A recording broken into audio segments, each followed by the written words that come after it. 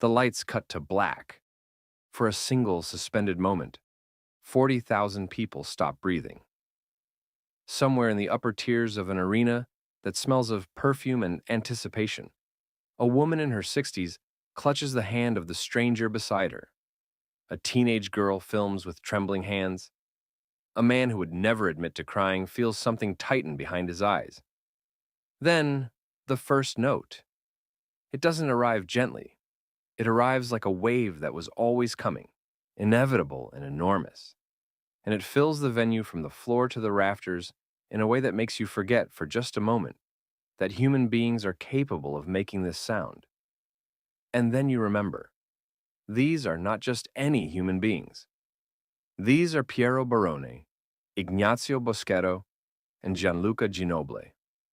Three men who have been doing this together for the better part of 2 decades. This is Il Volo, and they are, by almost every measurable standard, at the absolute peak of their powers. So why does something feel different? Where it all began. Their 2026 to 2027 World Tour spans 46 scheduled dates across 36 cities, an itinerary that reads less like a concert schedule and more like a conquest. Latin America, the United States, Italy, Spain, and beyond into the European heartland in 2027. The tour touches Italy across the summer of 2026, includes a return to Latin America in March, major U.S. stages in April, and climaxes with landmark arena shows in Italian cities that December. It is, by any reasonable measure, a monumental undertaking. But to understand what this tour means, you have to go back to where it started. Back to 3 boys, barely teenagers, who stood in front of Italian television cameras and made the world stop. It was 2009. Italy's talent competition Ti lascio una canzone brought together a Sicilian boy named Piero, a Bolognese kid named Ignazio, and a young man from Roseto degli Abruzzi named Gianluca. What was supposed to be a feel-good television moment became something else entirely. Something that producers hadn't planned for. Something that audiences weren't prepared to witness. These boys could sing. Not in the polished, manufactured way that talent shows often produce.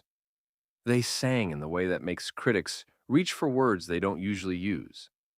Words like transcendent, like once in a generation, like gift. Il Volo, the flight, was born from that moment, and almost immediately, they began to fly. Their early years were a blur of international exposure, of American stages and Latin American tours, of albums that blended the operatic grandeur of classical Italian tradition with the accessibility of popular music. They performed at the White House.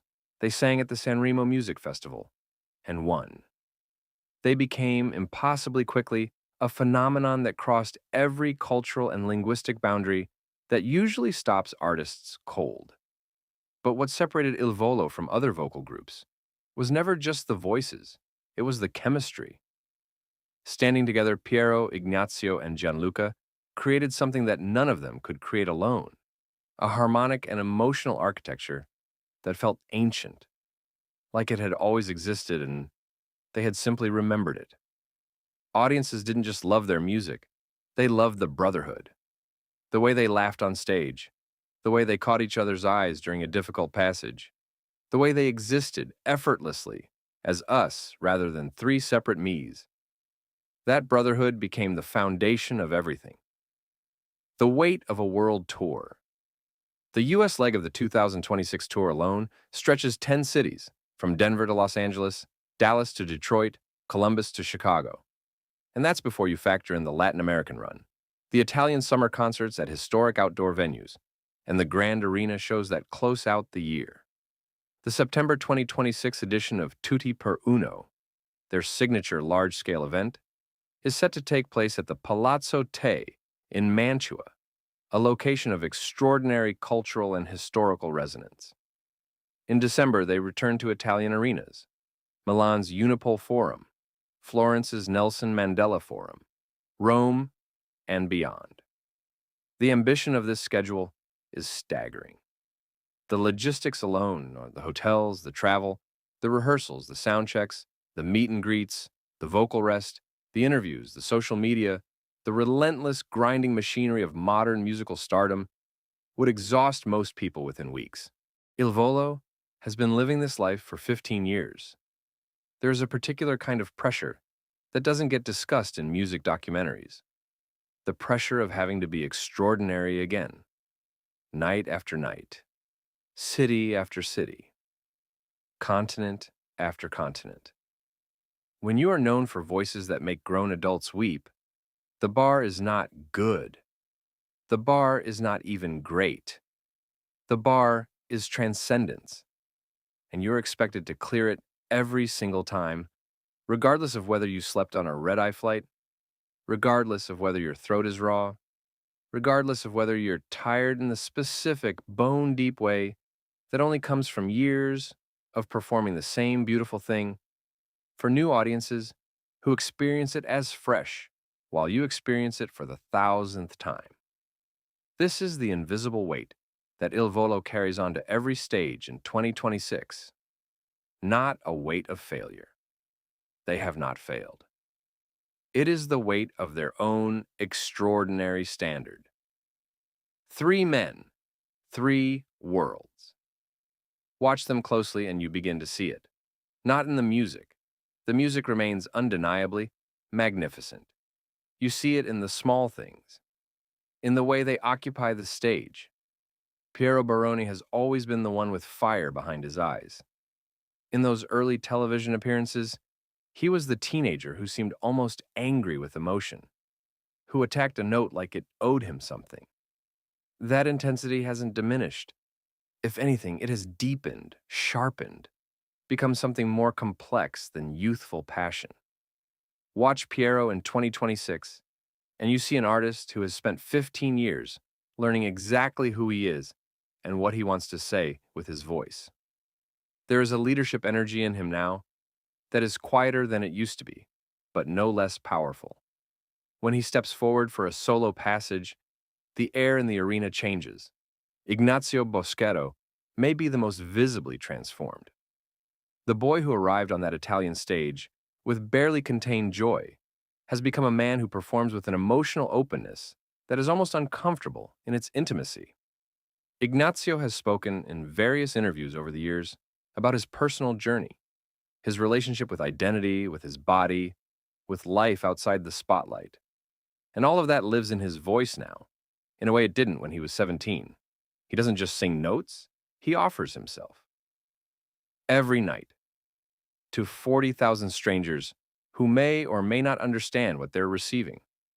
Gianluca Ginobili has always been the still point of the turning world. Where Piero burns and Ignazio opens, Gianluca holds. His baritone presence is a kind of gravity. It grounds the trio, gives their harmonies somewhere to rest. But look at him now, in 2026, and there is something evolving in that stillness. It is more intentional, more considered, as if he has spent 15 years quietly thinking about who Gianluca Ginobili is when the curtain comes down. And he is beginning to show you the answer. 3 individuals, 3 inner worlds, 3 artistic identities that have matured, expanded, and, inevitably, grown in their own directions. The psychology of brotherhood. Under pressure. This is not a story unique to Il Volo. History is full of long-standing musical groups, family acts, vocal ensembles, bands forged in youth, who discovered somewhere in their second decade that growing up is not something you can do as a unit. You can grow together. You can grow apart. You can grow in directions that are technically parallel but feel, from the inside, increasingly separate. None of this means conflict. None of this means collapse. But it does mean change. And change, even when it is healthy, even when it is inevitable, carries a particular emotional temperature.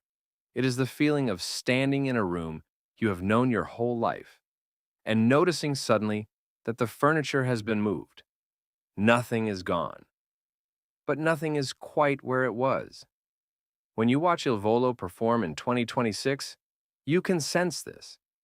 There are moments, and they are beautiful moments, where the three of them lock together in that old, familiar way, where Piero glances at Ignazio during a phrase and something passes between them that has no name, where Gianluca holds a note and the other two orbit around it like they have done 10,000 times before and would do 10,000 more without thinking. These are moments where you remember exactly why this group exists, why it had to exist, but there are also newer moments. Moments where each of them seems, briefly, to inhabit his own universe, where the individual voice makes a choice the group voice might not have made. These moments are not mistakes. They are, if anything, signs of artistic maturity, of three musicians who have stopped automatically deferring to the unit and started listening to themselves first. Is this distance? Or is it depth? The crowd always knows. Ask the fans, though, and they will tell you that something still ignites when these three men stand together under a single spotlight. Fan reviews describe their live performances with words like heaven sent, and longtime followers talk about voices that keep getting better with each passing year. Across the 2026 tour dates, in cities from Caracas to Los Angeles to Syracuse's ancient Teatro Greco, one of the newly added summer stops, set within one of the oldest Greek theaters on earth, audiences have arrived with the particular devotion that only comes from years of loyalty. Many of these fans have followed Il Volo across multiple tours, across multiple countries, across entire chapters of their own lives. There is a woman in the third row of a theater in Dallas who first heard Grande Amore on a car radio during a difficult year she doesn't like to talk about. There is a retired teacher in Milan who has attended every Italian arena show since 2015. There is a teenager in Buenos Aires who grew up watching YouTube videos of their early television appearances, who has never quite been able to explain to her friends why these three Italian men in their 30s make her feel something she can't put into words. These are the people in the seats. These are the people Il Volo carries with them, night after night, across the arc of a world tour that seems, from the outside, triumphant and complete. And when the voices rise together, when Nessun Dorma fills a hall that was built for exactly this kind of sound, when the three of them face the audience as one, all the quiet questions dissolve. The music is still the music. The magic is still the magic. But it is a different kind of magic than it was in 2009. More weathered, more earned, more complicated. The question that lingers. So what is different? Perhaps it is simply this. Three boys built something extraordinary together, and now three men are figuring out what to do with what they built. How to honor it without being imprisoned by it. How to grow without losing what made the whole thing work in the first place. The 2026 to 2027 World Tour is not, in any visible way, a farewell. European shows are already confirmed for October and November 2027, suggesting that Il Volo has no intention of landing anytime soon. The flight continues. The trajectory is, by every external measure, upward. But there is a particular quality to this era. A richness, a heaviness, a sense that the three of them are each carrying something heavier than a microphone onto that stage. They are carrying 15 years. 15 years of airports and arenas, of shared triumphs and private struggles, of growing up in public, of being brothers in a brotherhood that was never chosen and never negotiated, only inherited, gifted to them by a television moment. Neither of them fully understood when it happened. The question isn't whether Il Volo is falling apart. By all evidence, they are not. The question is more interesting and more human than that. The question is, who are they becoming?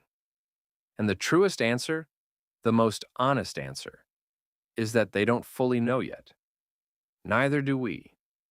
And perhaps that uncertainty, that gorgeous, unresolved tension between what they were and what they are becoming is the most compelling thing about them right now. Some stories end, some stories resolve, and some stories, the ones that stay with you, the ones that follow you home from the concert and sit with you in the dark, are still being written. Il Volo is still writing theirs. Under floodlights, in ancient theaters, in arenas packed with people who came to hear something beautiful and left having witnessed something that felt, quietly and undeniably, like the middle of something larger than a tour. The flight is not over. It is only changing altitude. If you've been following Il Volo for years, tell me in the comments. Do you feel it too, or is this just growth? Don't forget to like, subscribe. And if you truly enjoy deep stories like this, consider using the super thanks to support more documentaries like this.